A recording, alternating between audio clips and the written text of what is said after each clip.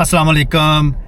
आज मैं आपके पास आया हूँ, एक बहुत ज़बरदस्त किस्म की न्यूज़ भी है, अपडेट भी है 2026 की मलेशिया के बारे में। एक्चुअली मैंने बहुत से लोगों को बताया था, मैंने इससे पहले वीडियोस भी बनाई थी नोमैड वीज़े पे। तो मैंने पिछले साल कोशिश की थी फ़र्स्ट टाइम कि मैं अपना नोमैड वीज़ा लगवाऊँ। तो मैं आपको पता है कि हर चीज़ पे खुद तहकीक करता हूँ कि क्या सिलसिले हैं और कैसे हैं। तो मैंने नोमैड वीज़ा लगवाया था पिछले साल जनवरी में मलेशिया में, ठीक है। तो वो 1 साल का मुझे मिला था। तो इस दफ़ा मैंने सोचा कि इसको रिन्यू, वो तो लकी चांस ही है मेरे लिए। तो क्योंकि मैंने फ़र्स्ट टाइम अप्लाई किया था और मेरे पास ज़्यादा कुछ अमाउंट नहीं थी, बैंक बैलेंस इतना नहीं था। तो मैंने कहा चांस लग गया, चलो अच्छी बात हो गई। लेकिन सेकंड टाइम का मुझे बिल्कुल नहीं उम्मीद थी कि मेरा नोमैड वीज़ा लगेगा। और आप बिलीव करें, मेरा जनवरी के 30 को ख़त्म हो गया था वीज़ा।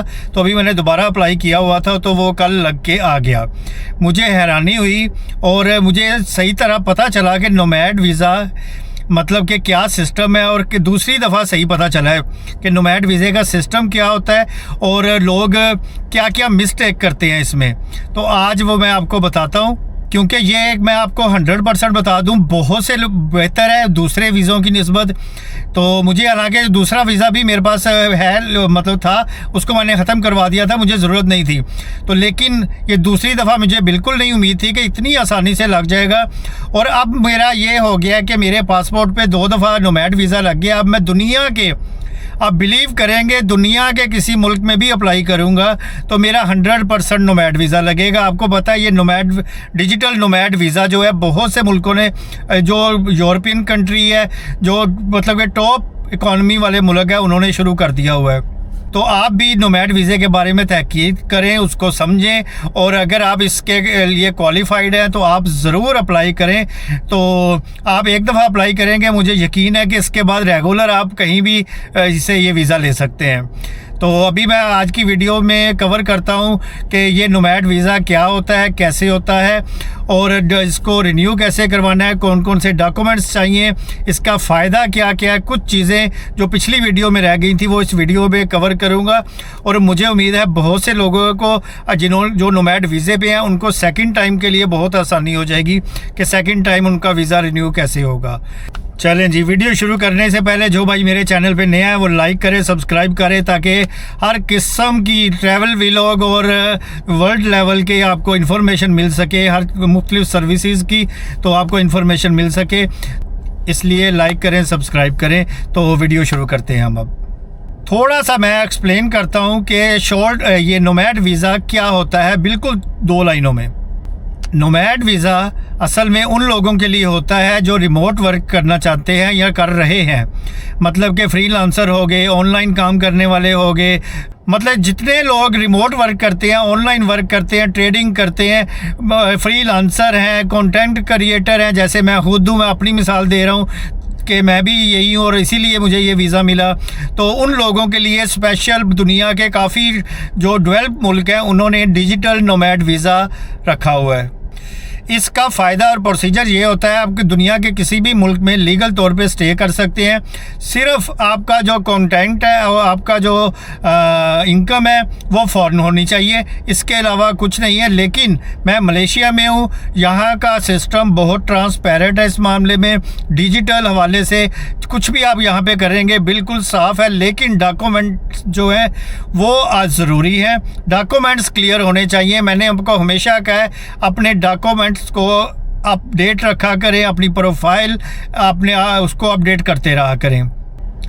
अब दूसरे नंबर पे मैं आपको बताता हूँ डॉक्यूमेंट्स, जो सबसे अहम चीज़ होती है कुछ भी करने के लिए। आपने कहीं भी कुछ भी अप्लाई करना है, उसके लिए डॉक्यूमेंट्स सबसे ज़रूरी चीज़ होती है। वो बताता हूँ कि जब मैंने अप्लाई किया तो मुझे डॉक्यूमेंट्स क्या क्या रिक्वायर्ड हुए, उनसे क्या क्या उन्होंने मुझे बताया कि ये चीज़ें चाहिए।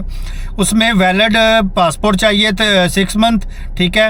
आपका पुराना जो मैंने क्योंकि रिन्यू करवाया था उसका बता रहा हूँ, पुराना आपका जो नोमैड वीज़ा लगा हुआ है उसका वो ईमेल आई थी तो उसका प्रिंट मैंने लेके गया। इसके अलावा आपके पास सोर्स ऑफ इनकम वही मुकम्मल होनी चाहिए जैसे पहले आ रही थी या उससे इंक्रीज़ होनी चाहिए। इसके बाद आपको बैंक स्टेटमेंट देने पड़ेगी 6 मंथ की, ठीक है। और उस बैंक स्टेटमेंट में आपका प्रूफ होना चाहिए कि आप मतलब जो इनकम इनकी तरफ से पहले वीज़े पे थी कि $3000 आप मंथली कमा रहे हो, उतनी इनकम आपकी रेगुलर आपके बैंक में आनी चाहिए और होनी चाहिए। चौथे नंबर पे आपको पास है यहाँ का जो टैक्स पेयर है, आप कहीं भी जहाँ से इनकम आ रही है या यहाँ पे अगर आप कुछ बना रहे हैं तो उसका भी अगर वो मांगेंगे तो आपको देना पड़ेगा कि आप टैक्स पे कर रहे हैं। अगर आपने 1 साल का वीज़ा अप्लाई किया है तो उसके साथ आपको हेल्थ इंश्योरेंस भी देनी पड़ेगी। और रेजिडेंस जहाँ पे आपने किराए पे घर लिया हुआ है, फ्लैट लिया हुआ है, कुछ भी रूम लिया हुआ है, उसका रेंटल एग्रीमेंट लाजमी है।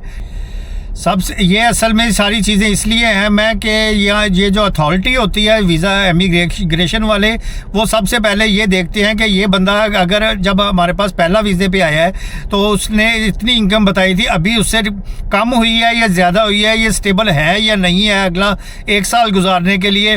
तो वो ये जितनी अथॉरिटी है वो ये चीज़ें चेक करती हैं। और इसलिए मैं हमेशा कहता हूँ डॉक्यूमेंट्स रेडी होने चाहिए आपके और अपडेट होने चाहिए। अब अप्लाई कैसे करना है, डॉक्यूमेंट्स आप बिल्कुल रेडी अपने पास रखें। ऑनलाइन पोर्टल पे जाएं, ऑनलाइन इनकी वेबसाइट पे जाएं, उसको ओपन करें। वहाँ पे एप्लीकेशन फॉर्म होगा, उसको आपने फिल करना है। तो जो रिक्वायरमेंट होगी उस पेज पे रिक्वायरमेंट लिखा होता है, रिक्वायर्ड डॉक्यूमेंट्स लिखा होगा, उस पर आपने डॉक्यूमेंट्स अपलोड करें। उसके बाद नीचे आएंगे उसी पेज पे, तो वहाँ पे लिखा होगा एप्लीकेशन फ़ीस, आपकी जो वीज़ा फ़ीस है, आपकी जो एप्लीकेशन फ़ीस है वो लिखा होगा। तो उसको आपने ऑनलाइन पे करना है। तो इसमें अब आता है बात कि प्रोसीजर टाइम कितना लगेगा। प्रोसीजर टाइम का, टोटल प्रोसेसिंग टाइम का आपको मैं बता देता हूँ कि वो हर केस में, इस सूरत हाल में, इस एप्लीकेशन पे या इस वीज़े पे हर केस का अलहदा डिफरेंट टाइम होता है। किसी का 10 दिन लग रहा है, किसी का 20 दिन लग रहा है। आप बिलीव करें, मुझे ऐसे भी लोग मिले हैं जिसके 3 माह हो गए हैं, उनका वीज़ा रिन्यू नहीं हुआ और ना उनका रिजेक्ट हुआ है ना उनका अप्रूव हुआ है। उसकी वजह ये है कि उनके डॉक्यूमेंट्स नामुकम्मल होते हैं। जब वो दोबारा नए डॉक्यूमेंट्स मांगते हैं तो उनके पास अभी भी नहीं होते, वो बनाने में टाइम लगता है। अगर बैंक स्टेटमेंट 3 माह की बनानी है उसको टाइम तो लगेगा, तो इसलिए उनके अभी तक केस रुके हुए हैं। पहले नंबर पे तो आपने जब आपका वीज़ा ख़त्म होना है उसका 1 हफ़्ता 10 दिन पहले आपने अप्लाई करना है। तो दूसरे नंबर पे आपने डॉक्यूमेंट्स में कोई फ़ेक डॉक्यूमेंट्स नहीं लगाना। लोग बैंक स्टेटमेंट वगैरह फ़ेक लगाते हैं, लेकिन अब फ़ेक का ज़माना ख़त्म हो गया। अब हर चीज़ चेक होती है, ऑनलाइन हर चीज़ की वेरिफिकेशन होती है। आप दुनिया के किसी भी कोने में बैठे हुए हैं तो ऑनलाइन आप वेरीफाई हो सकते हैं, आपकी हर चीज़ हो सकती है। और कुछ लोगों की मैंने देखा है कि बैंक स्टेटमेंट जो है वो भी मिसमैच कर रही होती है।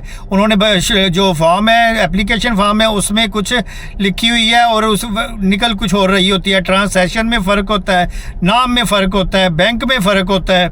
भाई अपने डॉक्यूमेंट्स को 100% आप उसी लेवल का बनाएं जिस लेवल की आप एप्लीकेशन आप डाल रहे हैं।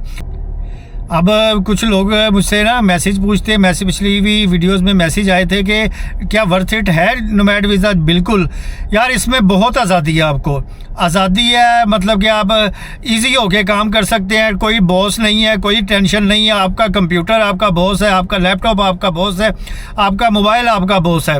इसके अलावा आपको आज़ादी है, आप जो मर्ज़ी करें, टाइम की कोई पाबंदी नहीं है। ये चीज़ें तो आपको पता है, आजकल हर किसी को मतलब कि आज़ादी चाहिए कि हर चीज़ में आप आज़ादी हो, तो इसमें है। तो मुझे उम्मीद है पहली वीडियोस की तरह ये रिन्यूअल की वीडियो भी बहुत अच्छी लगी होगी। अच्छी लगी है तो लाइक कीजिएगा, शेयर कीजिएगा। मिलते हैं नेक्स्ट वीडियो में। अल्लाह हाफिज़।